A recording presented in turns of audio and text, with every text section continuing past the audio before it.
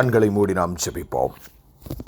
ஹல்லேலூயா. உயிருள்ளவரே, எங்கள் பாவங்களை மன்னிக்கிறவரே, பரிசுத்தத்தை எங்களிடத்தில் எதிர்பார்க்கிறவரே, ஆண்டவரே விசுவாசத்தை எங்களிடத்தில் எதிர்பார்க்கிறவரே, எங்களோடு நீர் இம்மட்டுமாய் பேசிக்கொண்டு வந்த நாட்களுக்காக நன்றி செலுத்துகிறோம்.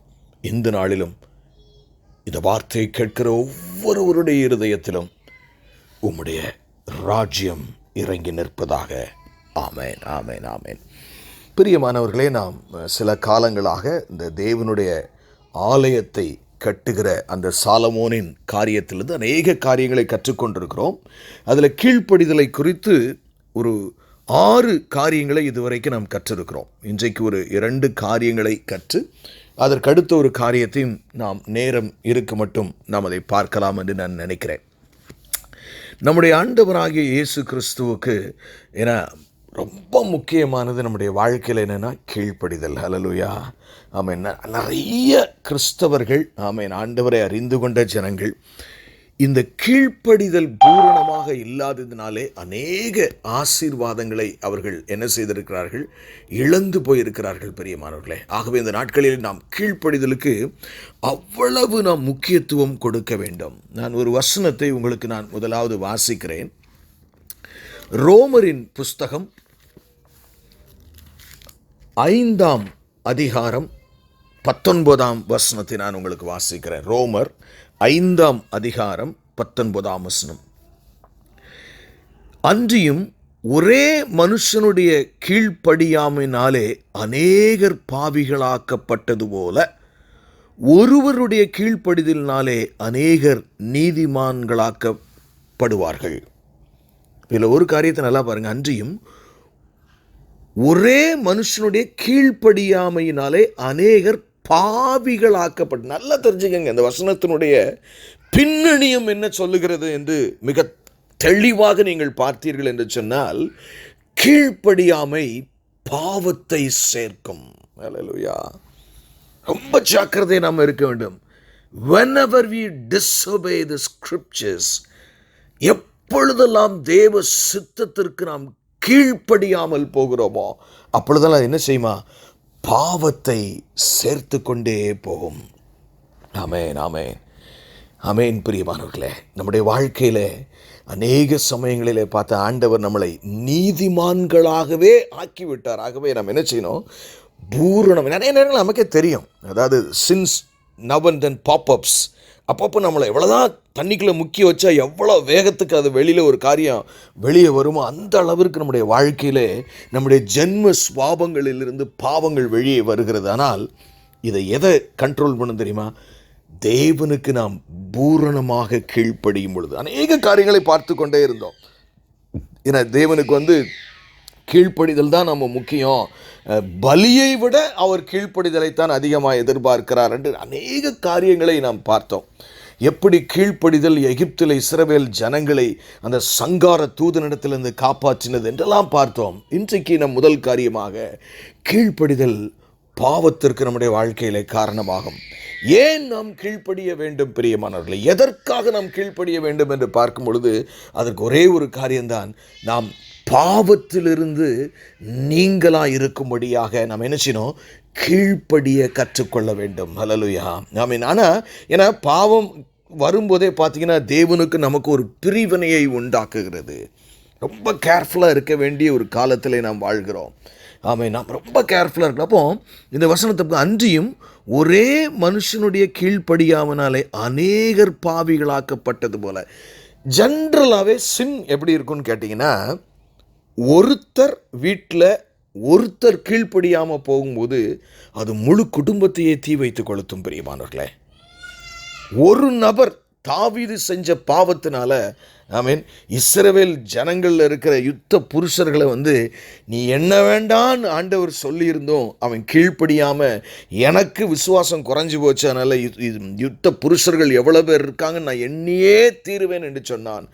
மாபெரும் சங்கார தூதன் புறப்பட்டு வந்தான். பிரியமானவர்களே, கடைசியில் அவன் கதர்தான், பாவம் செஞ்சது நாள்ல இந்த ஜனங்கள் அப்பாவி ஜனங்கள் என்ன செய்தார்கள் என்று கேட்டான்.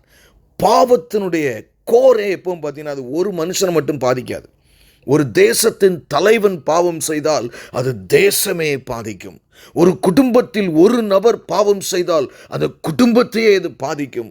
ஒரு திருச்சபையில் ஒரு மனிதன் பாவம் செய்தால் அது இந்த திருச்சபையே பாதிக்கும்.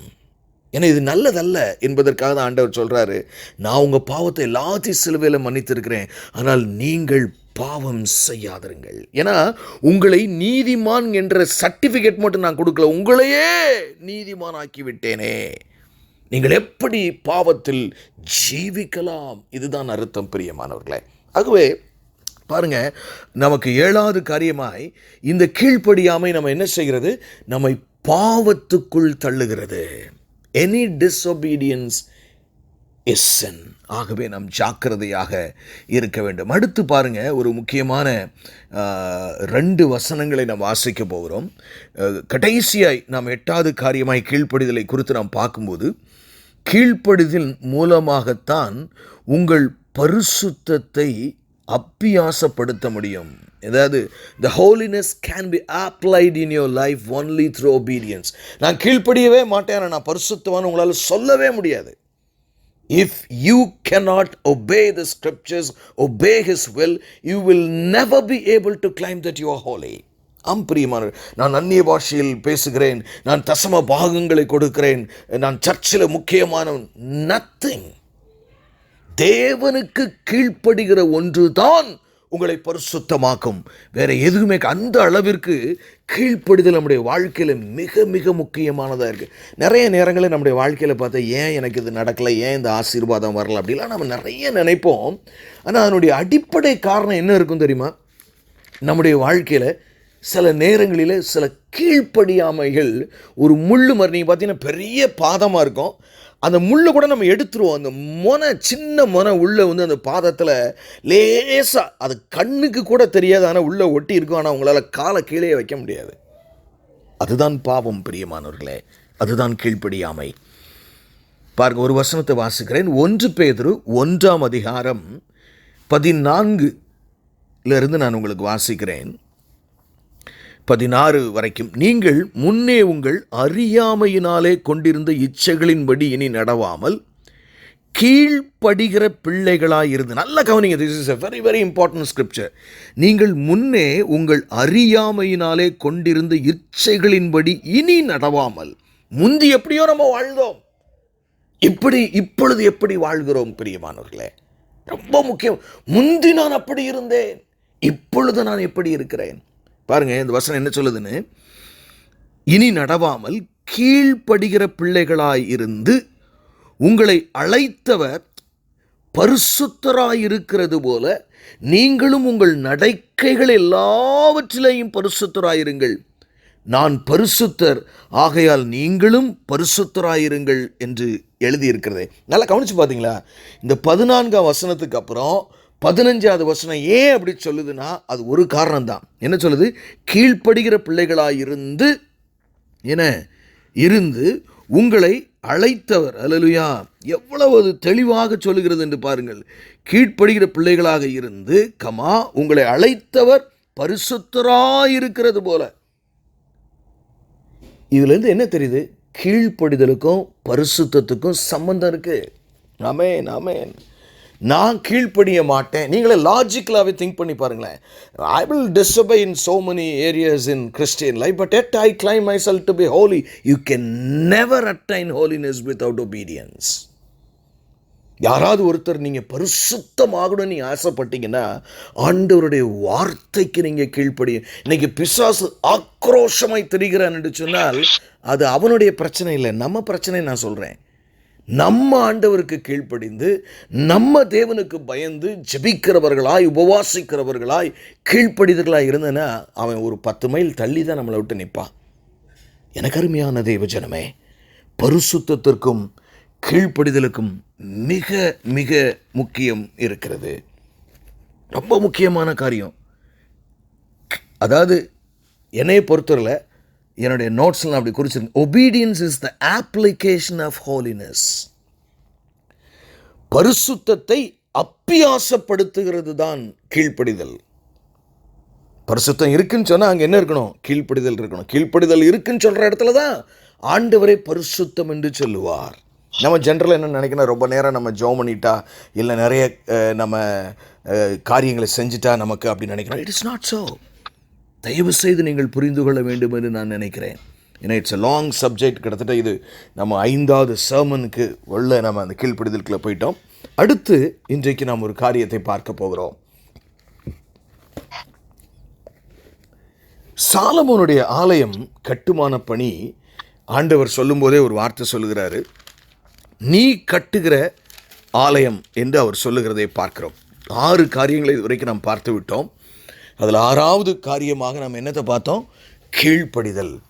அது மாத்திரமல்ல, இந்த சாலமோன் இந்த ஆலயத்தை கட்டிட்டு தேவனை நோக்கி விண்ணப்பம் பண்ணி ஒரு காரியத்தை சொல்லுகிறான். 27ஆம் வசனம் 1 ராஜாக்கள் புஸ்தகம் 8ஆம் அதிகாரம் 27ஆம் வசனம். கவனமாய் கேளுங்கள் பிரியமானவர்களே. 1 ராஜாக்கள் 8ஆம் அதிகாரம் 27ஆம் வசனம். தேவன் மெய்யாகவே பூமியில் வாசம் பண்ணுவாரோ? இதோ வானங்களும் வானாதி வானங்களும் உம்மை கொள்ளாதே. நான் கட்டின இந்த ஆலயம் எம்மாத்திரம். எப்படி, அதாவது அவன் தன்னுடைய 2 சந்ததிகளும் ஒரு தேசமே செலவழித்து பல நாடுகளிலிருந்து செல்வங்களை கொண்டு வந்து உள்ள அப்படி தங்கத்தாலே அப்படி இழைச்சிட்டான். உள்ள ஃபுல் தங்கம். அப்படி நம்ம ஏற்கனவே பார்த்தோம்.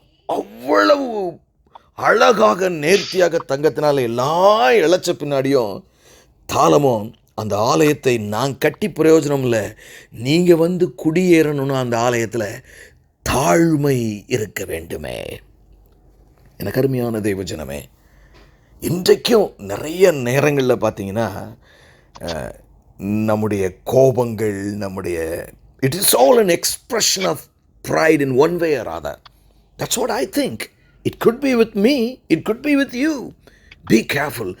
நீங்கள் இந்த ஆலயத்தில் தேவன் வாசமாயிருக்க வேண்டுமானால் அடிப்படையாய் நீங்கள் தெரிந்திருக்க வேண்டிய ஒரு காரியம், தேவன் மெய்யாகவே பூமியில் வாசம் பண்ணுவாரோ? இதோ வானங்களும் வானாதி வானங்களும் உம்மை கொள்ளாதே. நான் கட்டின இந்த ஆலயம் எம்மாத்திரம் என்றான். அவன் தன்னை தாழ்த்துகிறான். பெரிய ஞானவானாயிட்டான். உலகத்தின் செல்வங்கள் எல்லாம் அவனுக்கு வர ஆரம்பித்து விட்டது. அவ்வளவு இருந்து மகிமையா இதுவரை உலகத்திலேயே அப்படி இல்லாத தங்கத்தினாலேயே உள்ளே மூடுகிற ஒரு ஆலயத்தை கட்டிவிட்டு அவன் சொல்லுகிறான், ஆண்டவரே, நான் கட்டின இந்த ஆலயத்தில் நீங்கள் வந்து இருக்கிறதுக்கு வானாதி வானங்களே உம்மை கொள்ளாதே. நான் கட்டின ஆலயம் எம்மாத்திரம் என்றான். பிரியமானவர்களே, நீங்களும் தேவனுக்கென்று ஒரு ஆலயத்தை, உங்களுடைய வாழ்க்கையாகிய ஆலயத்தை கட்டி கொண்டிருக்கிறீர்கள். ஏனென்றால் நீங்களே அந்த ஆலயம். நீங்களே அந்த ஆலயம். என்னிடத்தில் ஒரு சமயம் ஒரு சகோதரன் வந்து இப்படி கேட்டார், நான் ஆண்டவரை ஏற்றுக்கொண்டது போல்தான் எனக்கு தெரிகிறது, ஆனால் நான் சிகரெட் குடிக்கிறேன். என்னை வந்து உட்கார வச்சிட்டார் சீட்டில், அவர் சீட்டில் உட்கார வச்சுட்டு, நான் மோட்சத்திற்கு போவேனா போக மாட்டேனா என்று என்னிடத்தில் ஒரு கேள்வி கேட்டார். அப்போ நான் சொன்னேன், நீங்கள் மோட்சத்துக்கு போவீங்களா போக மாட்டீங்களான்னு எனக்கு தெரியாது, ஆனால் ஒன்று மட்டும் எனக்கு நல்லாவே தெரியும், ஜீவாதிபதியை பரிசுத்தராகிய தேவனை உங்கள் உள்ளத்துக்குள்ளே வச்சுட்டு நீங்கள் அவர் இயேசு உங்கள் உள்ளத்தில் இருக்கும்போதே ஒரு சிகரெட்டை எடுத்து நீங்கள் பற்ற வச்சிங்கன்னா அவரையும் இன்வால்வ் பண்ணுற மாதிரி தெரியல உங்களுக்கு? Are you not involving Jesus in the smoking? For that you will be judged. அதற்காக நீங்கள் நிச்சயமாய் நியாயம் தீர்க்கப்படுவீர்கள் என்று தான் சொன்னேன் பிரியமானவர்களே. ஏன்னா அங்கே தாழ்மை இல்லை. அவர் யாராக இருந்தால் எனக்கு நீ அவர் வரட்டும் போட்டு நான் என்னுடைய லைஃப் ஸ்டைலை நான் மாற்றவே மாட்டேன். That is called pride. I will not change my attitude. எனக்கு எது சரி என்று படுகிறதோ அதையே நான் பிரதானமாய் செய்வேன். எந்த அளவுக்குன்னா நம்ம பிள்ளைகள்கிட்ட கூட சில நேரம் நம்ம வந்து பார்த்தீங்கன்னா we never explain to them. நான் சொல்கிறேன் நீ செய்யணும். That is the attitude we have. பெருமை, ஜாக்கிரதை பிரியமானவர்களே. இந்த தேவனுக்கு சுத்தமாக பிடிக்காத ஒன்று இருந்துன்னா அது பெருமை தான். அவர் இருக்கிற இடத்துல ஒன்று இருக்கவே முடியாது பிரியமானவர்களே. பாவத்தை மன்னிக்கிறவர் தான். ஆனால் பெருமை நம்முடைய வாழ்க்கையின் எல்லைகளில் எங்கேயாவது ஒரு ஓரத்தில் நீங்கள் கட்டுகிற ஆலயத்தில் இருந்தால் கூட அவர் வருகிறதற்கு மிகவும் யோசிப்பார். அவர் வராவிட்டால் உங்கள் வாழ்க்கையிலே வல்லமை இராது, உங்களுடைய வார்த்தையில் வல்லமை இராது, ஆசீர்வாதங்கள் இல்லாமல் போய்விடும். ஆகவே பி கேர்ஃபுல். ஒவ்வொரு எல்லையாய் தேடுங்கள், உங்களுடைய வாழ்க்கையின் இடுக்கங்களிலே தேடுங்கள். இங்கே ஒருவேளை பெருமை ஒளிந்து கொண்டிருக்கிறதோ, நான் இப்படி சிந்தித்தேனே, ஒருவேளை அது என் பெருமையின் காரணமாய் இருக்குமோ, நான் இப்படி பேசிவிட்டேனே, அது என் பெருமையின் காரணமாய் இருக்குமோ. தேவனுடைய வார்த்தை உங்களோடு பேசிக் கொண்டிருக்கிறது பிரியமானவர்களே. உங்களுடைய வாழ்க்கையின் ஒவ்வொரு எல்லைகளிலும் அது எங்க இருந்தாலும் சரி, சில நேரம் பார்த்தா நமக்கு தெரியாத முடுக்கான ஒரு இடமா கூட நம்முடைய வாழ்க்கைக்குள்ள இருக்கலாம். தாழ்மை இருக்கிறதா சிந்தியுங்கள். Do I have the love, humility? ஏன்னா பெருமை என்று ஒன்று கண்டுட்டானா ஆண்டவர் உள்ளே வரமாட்டார் பிரியமானவர்களே. இது சாலமோன் தன் ஞானத்திலே முழுமையாய் அறிந்திருந்தான். ஹல்லேலூயா. அவன் கிளீனாக தெரியும், இந்த தெய்வத்தை நான் கட்டுற ஆலயத்துக்கு கொண்டு வரணும், இங்கே நான் என்னையை தாழ்த்தி ஆகணும்னு முடிவு பண்ணிட்டான். I am the architect of this temple. நான் கட்டுகிற ஆலயம் என்று தேவன் சொல்லிவிட்டார். இந்த ஆலயத்திலே தேவ பிரசன்னம் என் வாழ்க்கையிலும் எந்த ஆலயத்திலும் வர வேண்டும் என்றால் பெருமையை நான் எங்கிருக்கிறதா என்று ஒரு ரடார் வைத்துக் கொண்டு ஸ்கிரீன் பண்ணி பார்த்து கொண்டே இருப்பேன். பிரியமானவர்களே, நீங்களும் நானும் எப்படி இருக்கிறோம்? ஏன்னா ஜென்ரலாக நம்ம என்ன நினைப்போம்னா, ஐ ஆம் ரைட், ஐ ஆம் பர்ஃபெக்ட். எனக்கு அருமையான தேவஜனமே, நாம் எப்படிப்பட்ட வார்த்தைகளை தேவ சமூகத்தில் பயன்படுத்துகிறோம்? ஏன்னா எத்தனை முறை நம்ம நிறைய பேருடைய கமெண்ட் எப்படி இருக்குன்னா, என்ன செஞ்சார் ஏசு எனக்கு, நான் என்ன ஜெபம் பண்ணி என்ன கண்டேன்? Do you think it is a humble word? இல்லை பிரியமானவர்களே. நிறைய பேருக்கு அந்த ஃப்ரஸ்ட்ரேஷன், அதாவது நம்ம கீழ்ப்படிஞ்சமா ஆண்டவருக்கு நம்ம தாழ்மை, அதெல்லாம் nobody bothers. எனக்கு அவர் என்ன செய்தார்? எனக்கு அருமையான தேவஜனமே, அவர் தாழ்மையை எதிர்பார்க்கிறாரே. இயேசு கிறிஸ்து பாருங்க, மரண பரியந்தம், சிலுவை பரியந்தம் தன்னை தாழ்த்தினாராம். நாம் இயேசுவிடத்தில் தான் கற்றுக்கொள்ள, அதாவது ஜீவாதிபதி அவர். வெளிப்படுத்தல முதல் அதிகாரத்தில் நான் ஆதியும் அந்தமுமாய் இருக்கிறேன் யோவானே, பயப்படாதே. I am the Alpha and the Omega. நான் ஆதியும் அந்தமுமாய் இருக்கிறேன். மரித்தேன், ஆனாலும் இதோ சதா காலங்களிலும் உயிரோடு இருக்கிறேன். பாதாளத்திற்கும் மரணத்துக்கும் உடைய திறவுகோல்களை உடையவராயிருக்கிறேன். அவன் அதை கண்ட உடனே வெலவெலத்து போய் ஒரு பாதத்தில் விழுந்தான் பிரியமானவர்களே.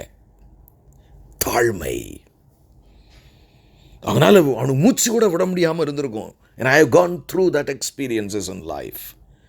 அப்போ எந்த கம்பீரமான அந்த தோற்றமுடைய அந்த தேவன் வலது கையை வச்சு அப்படியே யோவானே பயப்படாதே, எழுந்திரு என்று அவனை எழுப்பி விடுகிறார்.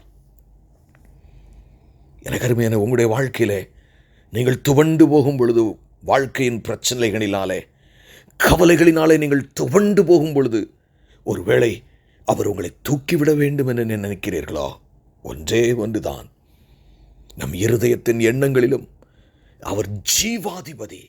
நம்ம இந்த எண்ணங்களில் மிக கவனமாக இருக்க வேண்டும். நம் வாய்களின் சொற்களில் மிக கவனமாக இருக்க வேண்டும். ஏன்னா அந்த காலத்தில் தேவனுடைய யாவே என்ற நாமம் இன்னைக்கு வரைக்குமே கரெக்ட் ப்ரொனவுன்சியேஷன் யாருக்கும் தெரியாது பிரியமானவர்களே. இயேசு என்ற வடிவில் தான் அதை நாம் தெரிந்து கொள்ளுகிறோம். ஏன்னா பிரதான ஆசாரியன் வருஷத்துக்கு ஒரு முறை சொல்லுகிற அந்த வார்த்தையை மோசேட்ட தான் சொன்னார். அவர் ஆரோனுக்கு சொன்னார் வருஷம். ஏன்னா அவ்வளவு புனிதமாய் பயந்து நடுங்கினார்கள்.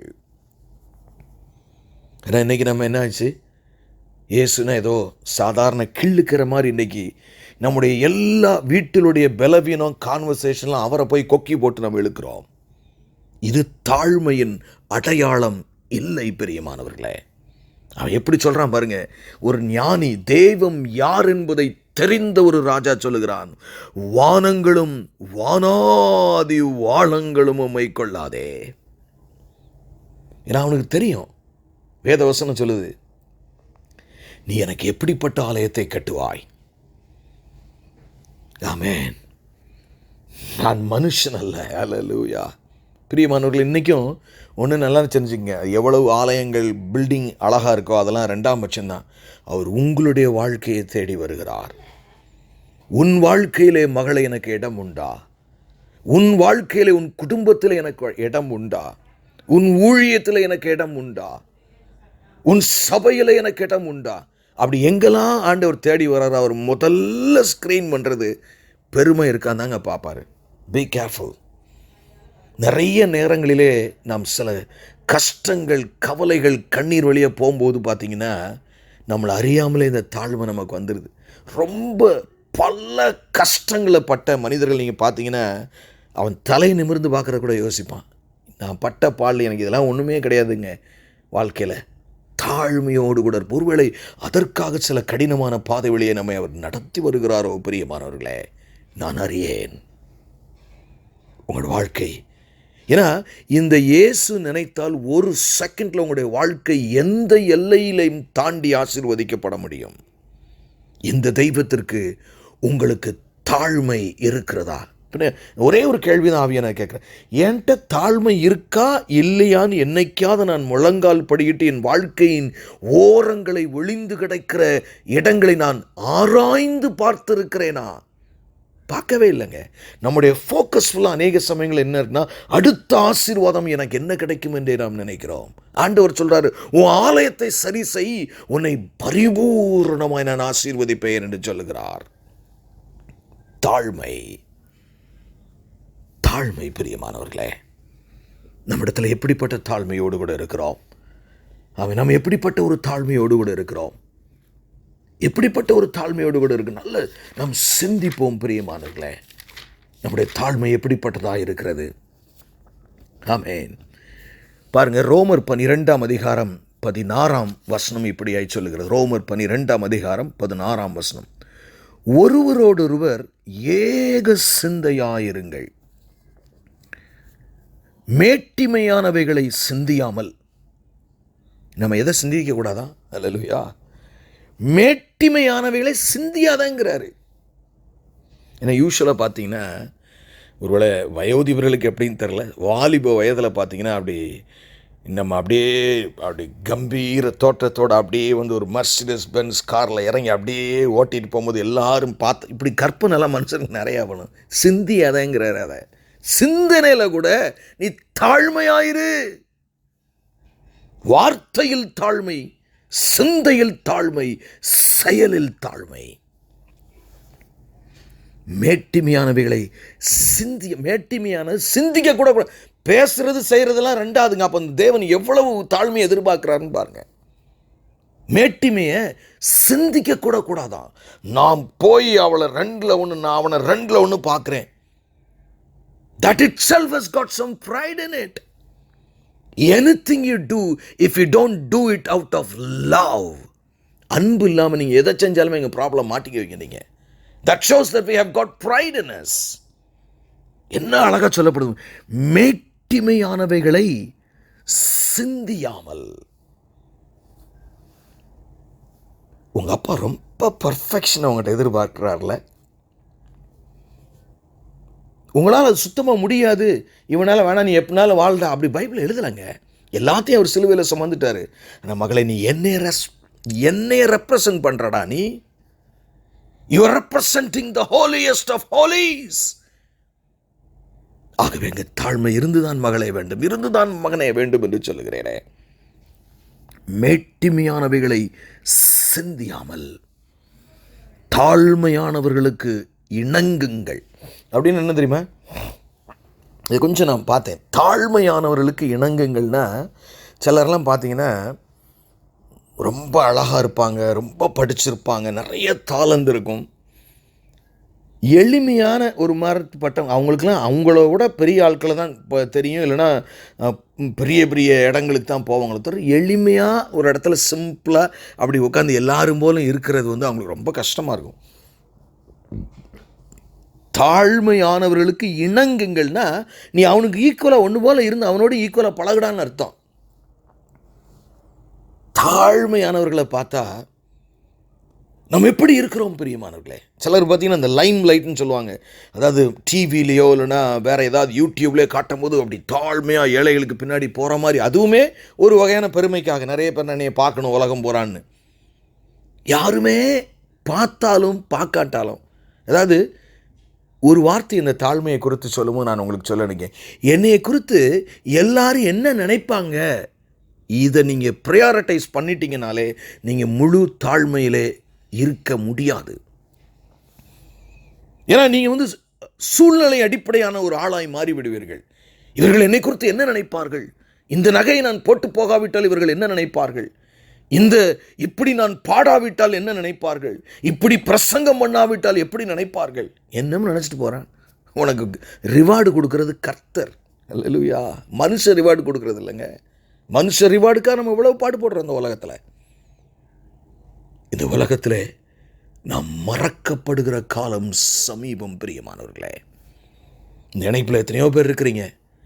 இன்னொரு 100 வருஷம் கழித்து பார்த்தா உங்களை யாரும் சீந்தி கூட உங்கள் பேரை சொல்ல மாட்டாங்க. நம்ம எல்லாரும் தேவனுடைய ராஜ்யத்திற்கு போயிருப்போம். இப்படி ஒன்றுமில்லாத அழிந்து போகிற வெறுமையான இந்த வாழ்க்கையில் உங்களை படைத்து உங்களுக்காக சிலுவையிலே தன் ஜீவனையை கொடுத்தவர் கேட்கிறார், என் மகளே, என் மகனே, நீ எனக்காக தாழ்மையானவர்களுக்கோடு இணங்கி வாழ்வாயா? அதான் ஒன்றும் இல்லாமல் வெறுமையானவர்களை கண்டா நமக்கு அன்பு வருதான்னு பாருங்க. That's a greatest indication. when you meet talented people, எல்லாரும் போய் சேர்ந்து இந்த செல்ஃபி எடுப்பாங்க. நான் உங்களோட ஒரு செல்ஃபி எடுத்துக்கிறேன், ஆட்டோபயோகிராஃபி வாங்குவாங்க. ஒரு ஏழை பிச்சைக்காரன் சாப்பிடாத ஒருத்தர் ரோட்டில் படுத்து கிடந்தானா அவனோட போய் அவனை தூக்கி பக்கத்தில் உட்கார வச்சு நீ சாப்பிட்டியான்னு கேட்குறதுக்கு இந்தியாவிலே ஒருவேளை ஒரு மதர் தெரீசா தான் இருந்தாங்களா பிரியமானவர்களே? அது வல்லவோ தாழ்மை. Do you have concern for others? பிறருடைய வேதனைகள் உங்களுக்கு பெரிதாய் தெரிகிறதா? பிறருடைய கண்ணீர், அவர் சொன்னார் அழுகிறவனோடு கூட போய் அழுங்கள் என்று சொன்னாரே. அவர் உங்களை அழைக்கிறார். உங்களை அழைத்த ஒரு உத்தமர் உங்களை கடைசி பரியந்தம் காப்பார். பாருங்க, தாழ்மையானவர்களுக்கு இணங்குங்கள், உங்களையே புத்திமான்கள் என்று எண்ணாதிருங்கள். எனக்கு தெரியும், அதாவது ஜென்ரலாக பார்த்தா ஃபஸ்ட்டு லேயர் ஆஃப் திங்கிங் வந்து நான் இப்படி இல்லையே அப்படி தான் நானும் சொல்லுவேன், எல்லாரும் சொல்லுவாங்க. ஆனால் ஒரு இஷ்யூ வரட்டுமே, ஒரு ப்ராப்ளம் வரட்டுமே, அது எப்படி செய்ய முடியும்? நான் இப்படி இல்லைன்னு நினைக்கிறேன், எப்படி சொல்லுவோம்? அது எப்படி செய்ய முடியும்? நான் இப்படி நினைக்கிறேங்க, இது மாதிரி தாங்க நடக்கணும். அங்கேயே என்ன வந்துடுது? தாங்களே நாம் என்ன செய்கிறோம்? புத்திமான்களாய். எனக்கு அருமையான தேவஜனமே, கடைசி காலம் அன்றியும் மனுஷகுமாரனுக்கு முன்பாக நிற்க திராணி உள்ளவர்களாகும்படி எப்பொழுதும் விழித்திருந்து ஜெபம் பண்ணுங்கள் என்று சொல்லப்பட்டிருக்கிறதே. சிந்தியுங்கள். ஆமேன், சிந்தியுங்கள். இன்னும் ஒரு காரியத்தை மாத்திரம் பார்ப்போம். அப்போ இந்த ஆலயம், உங்களுடைய ஆலயத்திலே தேவன் வாசமாக இருக்க வேண்டும் என்றால் நீங்கள் என்ன செய்யணும்? ஆலயத்திலே நீங்கள் உங்கள் ஆலயத்தை கட்டும் பொழுது 7வதாக உங்களுடைய வாழ்க்கையில் நீங்கள் எதை முக்கியப்படுத்தணுமா? தாழ்மையை முக்கியப்படுத்தணும். ஆண்டவரை வரணும். அவர் வராமல் உங்களுக்கு முழு ஆசீர்வாதம் வராது. அவர் வராமல் உங்களுக்கு பிசாசிலிருந்து பாதுகாவல் இல்லை. அவர் வராமல் உங்களிடத்தில் உங்கள் வாழ்க்கையிலும் சமாதானம் இல்லை. அவர் வர்றதுக்கு ஒரு கண்டிஷன், ப்ரீ ரிக்வெஸ்டட், என்ன? தாழ்மை. பெருமை இருக்கவே கூடாதுங்க. யோசியுங்கள் பிரியமானவர்களே, அவ்வளவு பெரிய பிசாசின் கூட்டத்தை ஒரு நிமிஷத்தில் அவர் தள்ளினாரே. ஏன்னா இப்போ நம்மளை சேர்த்துக்கிட்டு இருக்க காலம், ஆனால் திருப்பி நியாய தீர்ப்பில் பார்த்தீங்கன்னா, நீங்கள் இந்த இயேசுவை இந்த கிருபையின் காலத்தில் பார்க்கிற இயேசுவாக இனிமேல் நீங்கள் பார்க்க முடியாது பிரியமானவர்களே. இப்பொழுது அவர் அன்புள்ளவர், இப்பொழுது அவர் இரக்கமுள்ளவர், இப்பொழுது அவர் கிருபையுள்ளவர், இப்பொழுது அவர் மனதுருகுகிற கர்த்தர். ஆனால் அவர் நியாயாதிபதியாய் வரும் பொழுது அவரை கண்டு ஒளிந்து ஓட வேண்டியதாயிருக்கும். இந்த இயேசுவை இப்பொழுது அனுபவியுங்கள். அடுத்தபடியாக 8வது காரியம், நம்முடைய ஆலயத்தில் கட்டுகிற காரியத்தில் பார்த்தீங்கன்னா, சாலமோன் தன்னை தாழ்த்திட்டு இன்னொரு காரியத்தை மையப்படுத்துகிறார். 29 30வது வசனத்தை நான் உங்களுக்கு வாசிக்கிறேன். உமது அடியான் இவ்விடத்தில் செய்யும் விண்ணப்பத்தை கேட்கும்படி என்னுடைய நாமம் விளங்கும் என்று நீர் சொன்ன ஸ்தலமாகிய இந்த ஆலயத்தின் மேல் உம்முடைய கண்கள் இரவும் பகலும் திறந்திருப்பதாக. உமது அடியானும் உமது ஸ்தலத்திலே விண்ணப்பம் செய்ய போகிற உமது ஜனமாகிய இஸ்ரவேல் பண்ணும் ஜெபத்தை கேட்டருளும். பரலோகமாகிய உம்முடைய வாசஸ்தலத்திலே அதை நீர் கேட்பீராக, கேட்டு மன்னிப்பீராக. நீங்கள் என்ன அடுத்து நடக்கும்னு சொன்ன தன்னை தாழ்மைப்படுத்தி. பிரியமானவர்களே, இதெல்லாம் ஒரு விளையாட்டிற்காக எழுதப்பட்டவைகள் அல்ல. சாலமோன் வாழ்க்கையில் நடந்த கதை காரணம் அல்ல. இவைகள் நம்முடைய பிரயோஜனத்துக்காகவே எழுதப்பட்டிருக்கின்றன. இதை ஆவியானவர்களை நோக்கி கேட்கிறார், மகனே, உன்னுடைய ஆலயத்தில் ஜெபத்திற்கு முக்கியத்துவம் உண்டோ என்று கர்த்தர் கேட்கிறார். உன்னுடைய ஆலயத்திலே ஜெபத்திற்கு முக்கியத்துவம் உண்டோ? உன் வீட்டிலே ஜெபத்திற்கு முக்கியத்துவம் உண்டோ? It's not saying prayers, God is meaning. ஏதோ ஒரு ஜெபத்தை சொல்லிவிட்டு ஜெபம் பண்ணும் பொழுதே வேற ஏதோ சிந்தித்து போகிற ஜெபத்தில், ஜெபம்னால இது எங்கிருந்து தெரியுமா வரணும்? இருதயத்திலிருந்து வர வேண்டும். எங்கிருந்து வரணும்? இருதயத்திலிருந்து வர வேண்டும். ஆண்டவர் சொல்றாரு, இந்த ஆலயத்தில், உன்னுடைய ஆலயத்தில் ஜெபத்திற்கு முக்கியத்துவம் உண்டோ? நீங்கள் உங்களுடைய வாழ்க்கையில் ஒரு ஆலயத்தை கட்டிக்கிட்டு இருக்கீங்க, அந்த புனிதத்தன்மையோடு இருக்க வேண்டும். சாதாரண ஆலயம் கட்டுற சில கொத்தனார் கொண்டு பார்த்தீங்கன்னா, அந்த கட்டுமான பணியில் பீடி சிகரெட்டோட குடிக்க மாட்டாங்க. ஏன்னா ஒரு கோயில் கட்டிக்கிட்டு இருக்கோம்யா, நம்ம சுத்தமாக இருக்கணுமையாம்பாங்க. அதை விட நம்ம கேவலமாக போயிடக்கூடாது பிரியமானவர்களே. நீங்கள் உங்கள் ஆலயமாகிய வாழ்க்கையின் ஆலயத்தை கட்டி கொண்டிருக்கும் போது இயேசு அதை பார்ப்பதற்காக வருவார். அவர் வரும்பொழுது இந்த இடத்தில் ஜெபமே இல்லை என்று சொன்னது, எனக்கும் இந்த இடத்திற்கும் சம்பந்தம் இல்லை என்று அவர் சொல்லுகிறதற்கு ரொம்ப நேரம் ஆகாது பிரியமானவர்களே. உங்களுடைய ஜெப வாழ்க்கை எப்படி இருக்கிறது? நிறைய பேருக்கு ஜெபம் பண்ணுறதுனாலே பயமாக இருக்குது. கிளாக் இல்லாமல் ஜெபிக்க முடியாது. நீங்களே யோசிச்சு பாருங்கள், 10 நிமிஷம் ஜெபம் பண்ணுறதுக்குள்ளே 10 தடவை டைமை பார்த்துருவாங்க. அப்படின்னா என்ன அர்த்தம்? நீங்களே சொல்லுங்களேன். உங்களுக்கு பிரியமான ஒன்று நடந்தால், ஐயோ 3 மணி நேரம் போயிடுச்சா தெரியவே இல்லைன்னு சொல்லுவோம். ஒரு ஏர்போர்ட்டில் போய் 3 மணி நேரம் இன்டர்நேஷ்னல் ஃப்ளைட்டு காத்துட்டு இருக்க கூட ருசிகரமாக இருக்குல்ல நமக்கு. ஆனால் வானத்தையும் பூமியும் உண்டாக்கினவரிடத்தில் ஜெபிக்கும் பொழுது எத்தனை முறை கடிகாரத்தை பார்க்கிறோம்.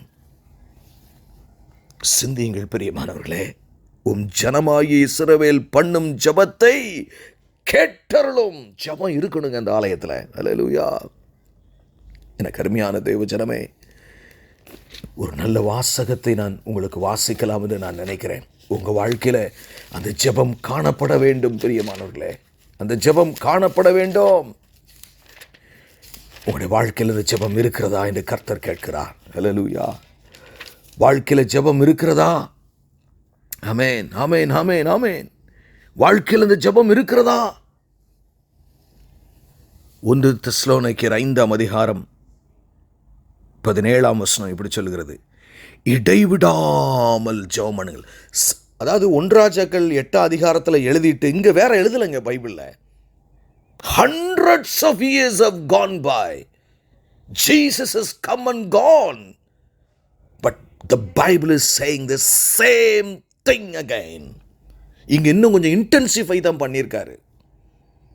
அங்கே ஆலயத்தில் ஜெபம் பண்ணிட்டு போவாங்கன்னு சொல்லியிருக்காரு. இங்கே பாருங்க, இடைவிடாமல் ஜெபம் பண்ணுங்கள். நீங்கள் இடைவிடாமல் என்ன செய்றீங்க? மூச்சு விடுறீங்கல்ல.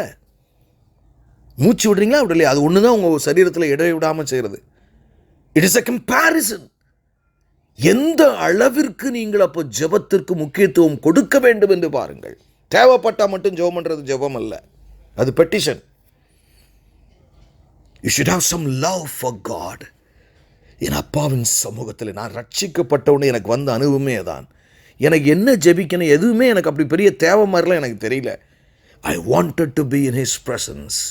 எனக்கு சின்ன பையன் ஒன்றுமே தெரியாது, கோட்டச்சவரை ஏறி குதித்தேன், இருந்த கல் முள்ளெல்லாம் எடுத்து முழங்கால் படிட்டு இப்படி வச்சுட்டு கண்ணை தான் மூடிட்டு, இயேசுவே I wanted his presence. I was craving for his presence. அவருடைய பிரசன்னத்திற்காய் நான் அப்படி மானானது தன் நீரோடை வாஞ்சித்து கதறுமாய் போல தாவீது எழுதுகிறான். அதல்லவோ ஜெபம் பிரியமானவர்களே. அது இருக்கிறது அவனுடைய வாழ்க்கையில். 18ஆம் வசனத்தை பாருங்க. எல்லாவற்றிலையும் ஸ்தோத்திரம் செய்யுங்கள். எப்படி? கெட்டது நடந்தாலும் நல்லது நடந்தாலும் உனக்கு தெரியாது நான் அவன் வாழ்க்கையில் என்ன செய்கிறேன்னு. எல்லாவற்றிலையும் ஸ்தோத்திரம் செய்யுங்கள். அப்படி செய்வதே கிறிஸ்து இயேசுவுக்குள் உங்களை குறித்து தேவனுடைய சித்தமாய் இருக்கிறது. அப்போ இன்னைக்கு தாழ்மையில் ஒரு 2 பாயிண்ட் பார்த்துருக்குறோம். மன்னிக்கும், கீழ்ப்படியதில் 2 பாயிண்ட் பார்த்துருக்குறோம். அடுத்து தாழ்மையை பார்த்தோம். அடுத்து ஜெபத்தின் முக்கியம். இது நீங்கள் கட்டி கொண்டிருக்கிற ஆலயத்தில் வானத்தையும் பூமியும் உண்டாக்குனவர் உள்ளே வாசம் பண்ணுகிற ஆலயம். நம்ம வேணால் இதை கட்டாமல் ஆண்டவர் உருவாக்கிட்டார், மெயின்டெனன்ஸ் பண்ணிக்கிட்டு இருக்கோம். எப்படினாலும் சரி தான். whichever way you want to take it, you can take it. But the bottom line is this. These are all very important factors in life. ஏதோ அடுத்தவனை பார்த்து வாழாதீங்க. அவன் எப்படி இருக்கானே, இவன் எப்படி இருக்கானே. நீங்கள் எங்கே போகிறீங்க, அவன் எங்கே போகிறா. நீங்கள் போகிறது பரலோக ராஜ்யம். கண்ணீர் இல்லாத தேசம், கவலை இல்லாத தேசம், வருத்தம் இல்லாத தேசம், சஞ்சலம் இல்லாத தேசம். உங்களை ஆயத்தப்படுத்துவோம். கண்களை மூடி நாம் ஜெபிப்போம். எங்களை நேசிக்கிற நல்ல தகப்பனே, இந்த நல்ல வேலைக்காக நன்றி செலுத்துகிற ராஜா. ஒரே ஒரு வாழ்க்கை. இனிமே நான் 10 கோடி ரூபா கொடுத்தாலும் போன வயசை என்னால் திரும்பி வாங்கவே முடியாது ஆண்டவரே. போன வயசு போனதான், போன வருஷம் போனதான். 2021 நாம் $10,000 பில்லியன் கொடுத்தாலும் என்னால் திரும்பி கொண்டு வர முடியாது ஆண்டவரே. கொடுக்கப்பட்டிருக்கிற இந்த காலத்தில் எங்கள் ஆலயத்தை கட்டும்படி எங்களுக்கு கொடுத்திருக்கிற பணியிலே இவைகளை நாங்கள் முக்கியப்படுத்த எங்களுக்கு உதவி செய்யும். இந்த கேட்டுக்கொண்ட வார்த்தையை கேட்டுக்கொண்டிருக்கிற ஒவ்வொருவர் மேலும் உடைய கிருபை இறங்குவதாக. மீட்பெரும் இரட்சகருமாகிய இயேசு கிறிஸ்துவின் மூலம் ஜெபம் கேளும் எங்கள் ஜீவனுள்ள நல்ல பிதாவே. ஆமென்.